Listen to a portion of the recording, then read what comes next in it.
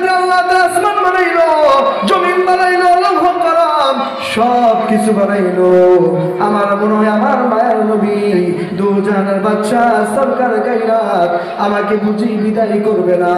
চলো আমাকে বানিয়া, আমি চাইছিলাম আমি সালাবার অন্যায়ের কোনো কথা, অপরাধের কথা আমার মায়ের নবী না জানো, বাধ্য হয়ে চলো আমার মায়ের নবীর কাছে। নবীর কাছে যায় বলে আসসালাতু আসসালামু আলাইকা ইয়া রাসূলুল্লাহ, আসসালাতু আসসালামু আলাইকা ইয়া হাবিবাল্লাহ।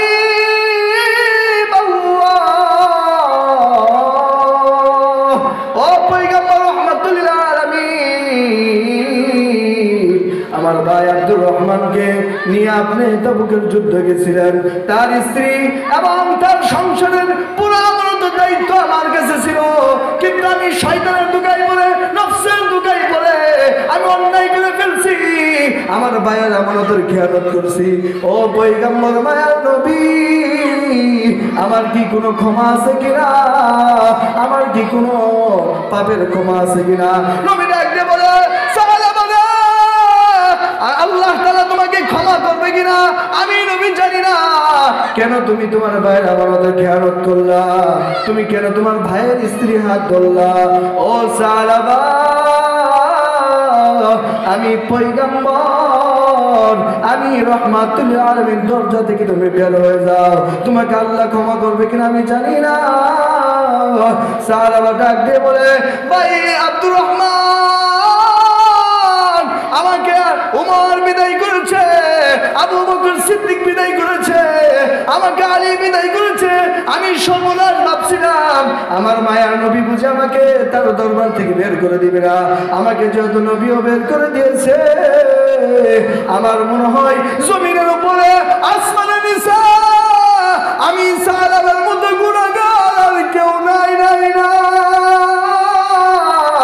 ওই সময় তার মেয়ে ডাক দিয়ে বলে বাবা, তোমাকে উমর বিদায় করেছে, তোমাকে আবু বকর বিদায় করেছে, আলী বিদায় করেছে, সব আল্লাহ দুস্ত রাহমাতুল লিল আলামিন বিদায় করেছে। তুমি এত বড় অপরাধ করেছো, তোমাকে সাহাবীরা ঘৃণা করে, নবী ঘৃণা করে, আমি আর খামসা না, জীবনে কোনোদিন বাবা বলে তোমাকে ডাকবো না যতক্ষণ পর্যন্ত তোমাকে সাহাবীরা না ভালোবাসবে, যতক্ষণ পর্যন্ত নবী তোমাকে ভালো না বাসবে। ওই সময় মেয়ে যখন তার বাবাকে বক্তব্য দিয়ে ফেললো, আবার আল্লাহর পয়গম্বরের সাহাবী সালামাতুল আনসারী ডাক দিয়ে বলে প্রভু গো, দেখতাম ছোটবেলা অন্যায় করলে, অপরাধ করলে মার কাছে গেলে মা সমস্ত অন্যায় অপরাধ বুনে সন্তানকে কোলে তুলে নিত। বাবা যদি বলতো আমার বাড়িতে কোনো জায়গা নাই, প্রভু সকলে বিদায় করলেও আমার মনে হয় তুমি আল্লাহ, আমি সাহাবাকে বিদায় করবে না। আবার সাহাবা ডাক দিয়ে বলে ভাই আব্দুর রহমান, আমি কত বড় অপরাধী, যেই জমিনে সাহাবীরা আমি সাহাবাকে ঘৃণা করে, যেই জমিনের উপর আমার মায়া নবী আমাকে ঘৃণা করে, এই জমিনে আমার মতো পাপী মনে আর কেউ নাই। ভাই আব্দুর রহমান, আমার হাতের বাঁধন খুলে দাও, এই চেহারা আমি আর মদিনার মানুষকে দেখাবো না। এবার সাদ বিন আব্দুর রহমান তার ভাই সালাবার হাত দুইটা খুলে দিছে, সালাবাতুল আনসারী একটা দৌড় দিছে, দৌড়ায় পাহাড়ে পর্বতে উঠছে, পাহাড়ে উঠে সাজদায় পড়ছে, সাজদায় বলে বলে মালিক,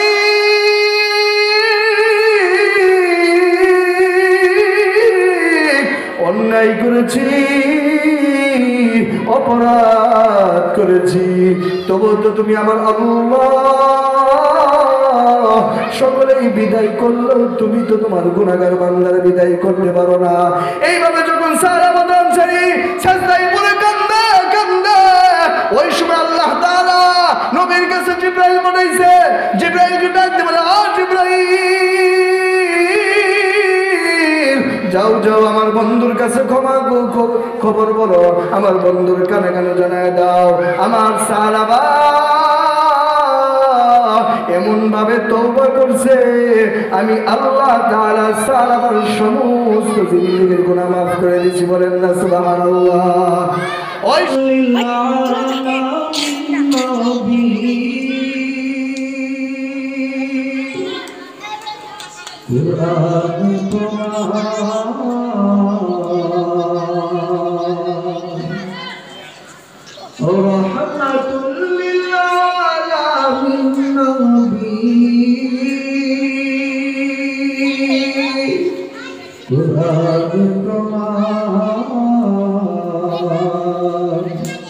আশিক বিনি কে বুঝিবে আমার দয়ার নবীর শান, উম্মত বিনি কে বুঝিবে আমার মায়ার নবীর শান।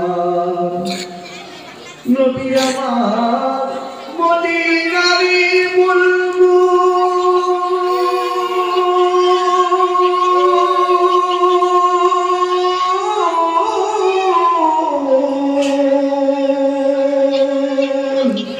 আমার আল্লাহ ভালোবেসে নবী রাখলেন হাবিবে রাসূল। নবী আমার মদিনারি বুলবুল,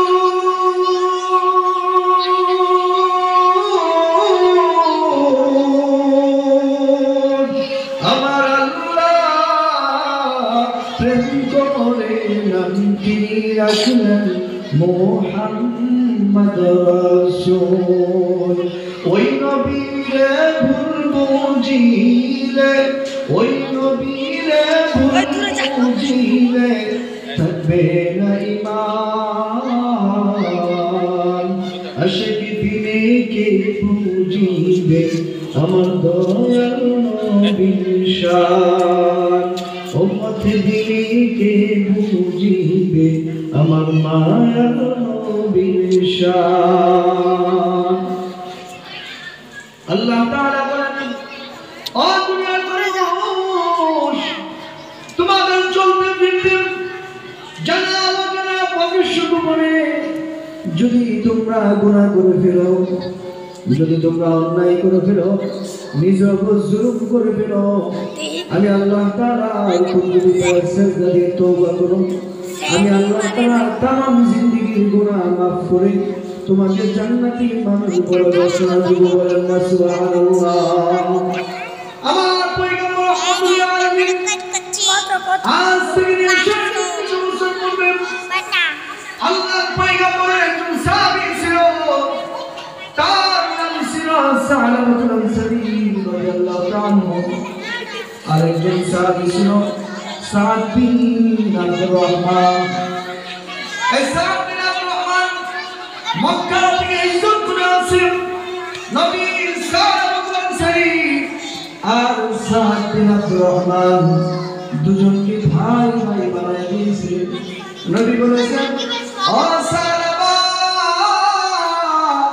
যতদিন পর্যন্ত হায়াত বেঁচে থাকবা, যতদিন পর্যন্ত পৃথিবীর শরীরে থাকবা, সালামা আর আব্দুর রহমান তোমরা দুজন ভাই ভাই হয়ে থাকবা। কখনো তোমরা দ্বন্দ্বে জড়াবা না, কখনো হিংসা বিদ্বেষ করবা না। দুজন ভাই ভাই মদিনায় অবস্থান করতেছেন। হঠাৎ করে আল্লাহর পয়গম্বর রাহমাতুল আলামিন তার যুদ্ধের সময় হয়েছে, তার যুদ্ধের সময় পয়গম্বর রাহমাতুল আলামিন সাদ বিন আব্দুর রহমান সালামাতুল আনসারী দুইজনকে ডাকতে বলে, ও আব্দুর রহমান, তোমাকে আমি পয়গম্বরের সাথে তোমাকে যুদ্ধে যেতে হবে, আর তোমার পরিবার পরিজনের দায়িত্ব তোমার ভাই সালামাতুল আনসারীর কাছে ন্যস্ত করে তার কাছে তুমি আমানত রেখে আমি পয়গম্বরের সাথে যুদ্ধে চলো। আবার পরিজনকে সাহাবী সাদ বিন আব্দুর রহমান তার স্ত্রী তার সংসার সবকিছু আমানত তার ভাই সালাউদ্দিন সিংহের কাছে দায়িত্ব দিয়ে দিলেন। যুদ্ধে চলে গেছেন। যুদ্ধ চলে যাওয়ার পর নবী সালাউদ্দিন সিংহ তার কাছে শয়তান এসে প্রবঞ্চনা দেয় আর বলে, ও সালামা, তোমার ভাইয়ের স্ত্রী বড় সুন্দরী, বড় রূপবতী, তুমি চাইলে তার সাথে জিনা লিপ্ত হইতে পারো, সে তোমাকে কোনো বাধা দিবে না। আবার শয়তানের দুগায় পড়েন সালাউদ্দিন সিংহ তার ভাইয়ের আমানত, তার ভাইয়ের স্ত্রী হাতটা ধরে পর্দার ভিতর নিয়ে গেছে। নিয়ে যাওয়ার পর আবার সালাউদ্দিন সিংহ যখন শয়তানের দুগায় পড়ে তার ভাই সাদ বিন আব্দুর রহমানের স্ত্রী হাতটা ধরছে, সাদ বিন আব্দুর রহমানের স্ত্রী ডাকতে বলে, ভাই সালাবা, তোমার কি আল্লাহর ভয় হয় না? তোমার কি আমাদের মাঠে ভয় হয় না? এমন একটা দিন তোমার সামনে অপেক্ষা করতেছে, যে দিন তোমাকে আল্লাহর কার করে দাঁড়াইয়া তোমাকে আল্লাহর সামনে জবাবদিহিতা করতে হবে। তুমি কিভাবে পারছো তোমার ভাইয়ের আমানত, তোমার ভাইয়ের স্ত্রী হাতটা ধরতে? তোমার কি আল্লাহ কি ভয় হয় না? তোমার কি হাসর মাঠে ভয় হয় না? তোমার কি ফুলছের কথা মনে পড়ে না? তুমি কিভাবে পারলা ভাইয়ের আমানতের খেয়ানত করার জন্য? এবার সাদ বিন আব্দুর রহমান তার স্ত্রী গরম বলতে সালাউদ্দিন আনসারী হাতটা ছেড়ে দিয়া তখন সে একটা দৌড় দিছে পূর্ব দিকে, দৌড় দিয়ে পাহাড়ে যাইয়া কান্দে আর আল্লাহর কাছে তওবা করে। পাহাড়ে দৌড় দিয়ে কান্দে আর তওবা করে বলে,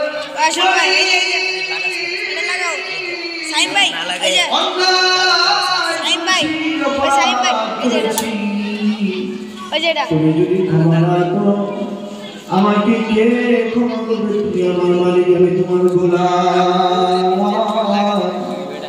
এইভাবে কান্দা তওবা করে অধিক দিন যুদ্ধ শেষ করে বাড়িতে আসার পর আমার পয়গম্বর রাহমাতুল্লাহ আলাইহি সাহাবী সাদ বিন আব্দুর রহমান বাড়িতে এসে এটা লাগা আমার ভাই এটা তো হুজুরের মোবাইল, এটা তার স্ত্রী তোমার ভাই পূর্ব দিক চলে গেছে,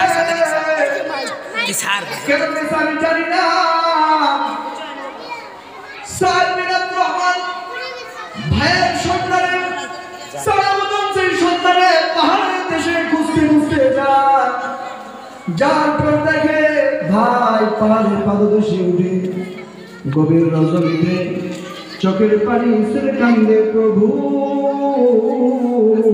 অন্যায় করেছি, অপরাধ করেছি, তুমি যদি ক্ষমা না করো আমাকে কে ক্ষমা করবে? মালিক, আমি তোমার গোলাম, তুমি আমার প্রভু, অন্যায় করেছি, অপরাধ করেছি, মেহেরবান করে আমাদের আমার তামাম জিন্দেগির গুনাহটা তুমি মাফ করে দাও। অমনে সাদ বিন আব্দুর রহমান তার আগে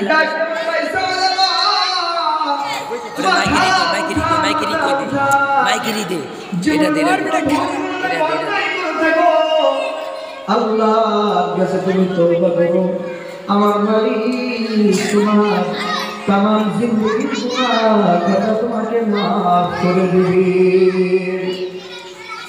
সাদ বিন আব্দুর রহমান ভাইকে বারবার ডাকে, মাথা উঠা, চল বাড়িতে যাব, কিন্তু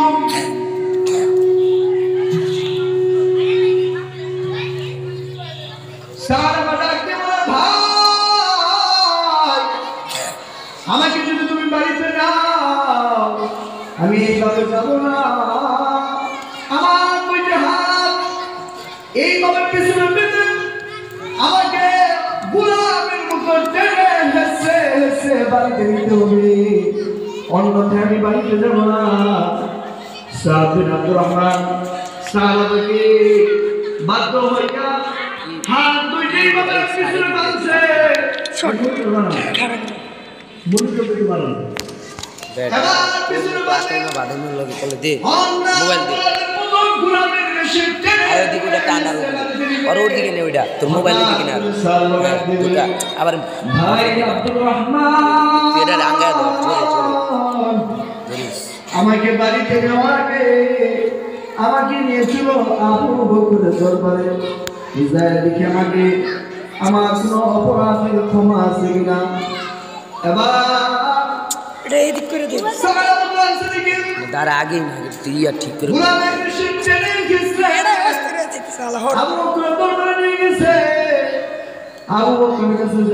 ক্যামেরা সুন্দর করে বয়া দে আমি অন্যায় করেছি, অপরাধ করেছি। আমার ভাই তার স্ত্রীর হাত আমি ধরছি, তার স্ত্রীর হাত ধরার কারণে আমার গুনাহ হয়েছে। আমাকে কি আল্লাহ তাআলা ক্ষমা করবে কিনা, আমার ক্ষমার কোনো ব্যবস্থা আছে কিনা। এবার আবু বকর ডাক দিয়ে বলেন, ও সাহাবা, তোমার ক্ষমা আছে কিনা আমি জানি না। তুমি কেন তোমার ভাইয়ের আমানতের খেয়ানত করলা? মালিক তোমাকে ক্ষমা করবে কিনা আমি জানি না। ক্যামেরা চালু করা, যাও ক্যামেরা চালু করা। আমি আবু বকরের ঘর থেকে বিদায় হয়ে যাও। সাহাবাকে আবু বকর রাদিয়াল্লাহু আনহু বিদায় করে দিলেন। সাহাবা ডাক দিয়ে বলে, ভাই আব্দুর রহমান, আমাকে আবু বকর বিদায় করেছে, আমি এবার ওমর ফারুক রাদিয়াল্লাহু তাআলা দরবারে গেছে, যা বলে, ওমর,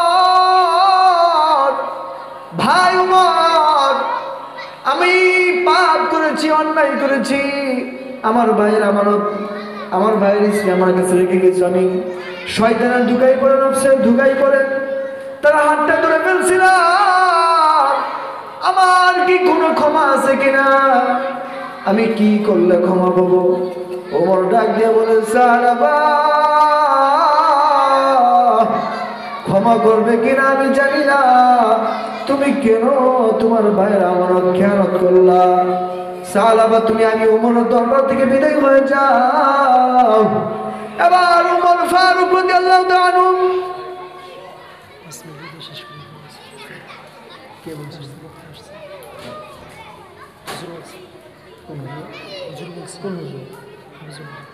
আমার তো টাইম দেখেছে এসব পর্যন্ত, জিজ্ঞেস করি আমি যাই বলুন যে এসব পর্যন্ত টাইম দিচ্ছে।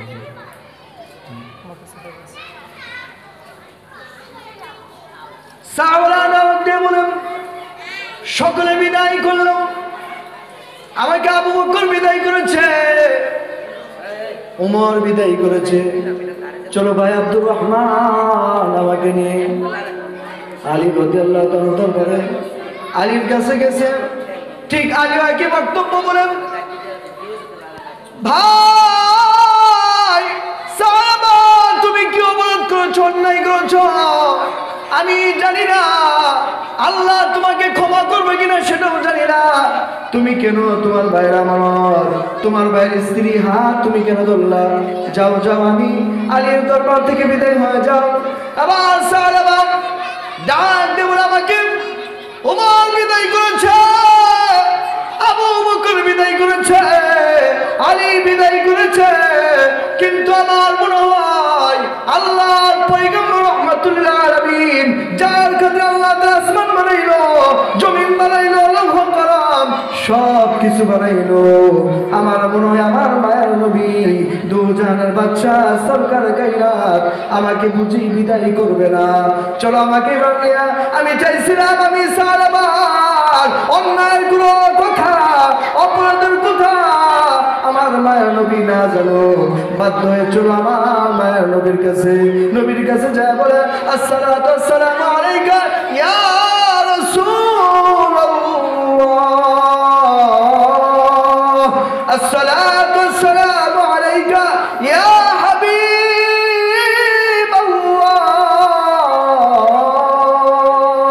ও পয়গম্বর রাহমাতুল্লিল আলামিন, নিয়ে আপনি তাবুকের যুদ্ধ গেছিলেন। তার স্ত্রী এবং তার সংসারের পুরো আমানত দায়িত্ব আমার কাছে ছিল, কিন্তু আমি শয়তানের ধোঁকায় পড়ে, নফসের ধোঁকায় পড়ে আমি অন্যায় করে ফেলছি, আমার ভাইয়ের আমানতের খেয়ানত করছি। ও পয়গম্বর মায়ার নবী, আমার কি কোনো ক্ষমা আছে কিনা? আমার কি কোনো পাপের ক্ষমা আছে কিনা? নবী ডাকতে বলে, আল্লাহ তাআলা তোমাকে ক্ষমা করবে কিনা আমি নবী জানি না। কেন তুমি তোমার ভাইয়ের আমানতের খেয়ানত করলা? তুমি কেন তোমার ভাইয়ের স্ত্রী হাত ধরলা? ও সালাবা, আমি পয়গম্বর, আমি রহমাতুল আলামিন, দরজা থেকে তুমি বের হয়ে যাও। তোমাকে আল্লাহ ক্ষমা করবে কিনা আমি জানি না। সালাবা ডাক দিয়ে বলে, ভাই আব্দুর রহমান, আমাকে উমর বিদায় করেছে, আবু বকর সিদ্দিক বিদায় করেছে, আমাকে আলী বিদায় করেছে। আমি সর্বনাশ ভাবছিলাম, আমার মায়ার নবী বুঝে আমাকে তার দরবার থেকে বের করে দিবে না। আমাকে যেহেতু নবীও বের করে দিয়েছে, আমার মনে হয় জমিনের উপরে আসমানের নিচে আমি সালাবার মতো গুনাহগার আর কেউ নাই নাই নাই। ওই সময় তার মেয়ে ডাক দিয়ে বলে, বাবা, তোমাকে উমর বিদায় করেছে, তোমাকে আবু বকর বিদায় করেছে, আলী বিদায় করেছে, সব আল্লাহ দুস্ত রহমাতুল্লাহ আলামিন বিদায় করেছে। তুমি এত বড় অপরাধ করেছো, তোমাকে সাহাবীরা ঘৃণা করে, নবী ঘৃণা করে, আমি আর খামসানা জীবনে কোনোদিন বাবা বলে তোমাকে ডাকবো না, যতক্ষণ পর্যন্ত তোমাকে সাহাবীরা না ভালোবাসবে, যতক্ষণ পর্যন্ত নবী তোমাকে ভালো না বাসবে। ওই সময় মেয়ে যখন তার বাবাকে বক্তব্য দিয়ে ফেললো, আবার আল্লাহর পয়গম্বরের সাহাবী সালামাতুল আনসারী ডাক দিয়ে বলে, প্রভু গো, দেখতাম ছোটবেলা অন্যায় করলে, অপরাধ করলে মার কাছে গেলে মা সমস্ত অন্যায় অপরাধ বোনের সন্তানকে কোলে তুলে নিত। বাবা যদিও বলতো আমার বাড়িতে কোনো জায়গা নাই, প্রভু সকলে বিদায় করলেও আমার মনে হয় তুমি আল্লাহ, আমি সাহাবাকে বিদায় করবে না। আবার সাহাবা ডাক দিয়ে বলে, ভাই আব্দুর রহমান, আমি কত বড় অপরাধী, যেই জমিনে সাহাবীরা আমি সাহাবাকে ঘৃণা করে, যেই জমিনের উপর আমার মায়া নবী আমাকে ঘৃণা করে, এই জমিনে আমার মতো পাপী মনে আর কেউ নাই।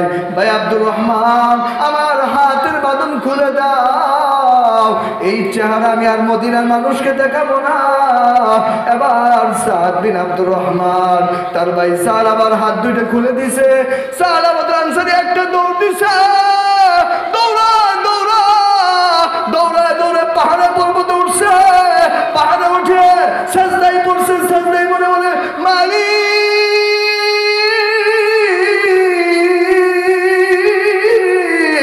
অন্যায় করেছি, অপরাধ করেছি, তবু তো তুমি আমার আল্লাহ, সকলেই বিদায় করলেও তুমি তো তোমার গুনাহগার বান্দার বিদায় করতে পারো না। এইভাবে যখন সাহাবাত আনসারী সাজদায় পড়ে কান্দে কান্দে, ওই সময় আল্লাহ তাআলা নবীর কাছে জিবরাইল পাঠাইছে। জিবরাইলকে ডাকতে বলে, ও জিবরাইল, যাও যাও আমার বন্ধুর কাছে ক্ষমা খবর বলো, আমার বন্ধুর কানে কানে জানায় দাও, আমার সাহাবা এমন ভাবে তওবা করছে, আমি আল্লাহ তাআলা সাহাবার সমস্ত জিন্দেগীর গুনাহ মাফ করে দিয়েছি। বলেন না সুবহানাল্লাহ। ওই সময় আমার মায়ের নবী ডাক দিয়ে বলে, ও সাহাবীরা, তোমরা কে কোথায় আছো? একটু খোঁজ করে দেখো না আমার সাহাবী সাহাবা কোথায়।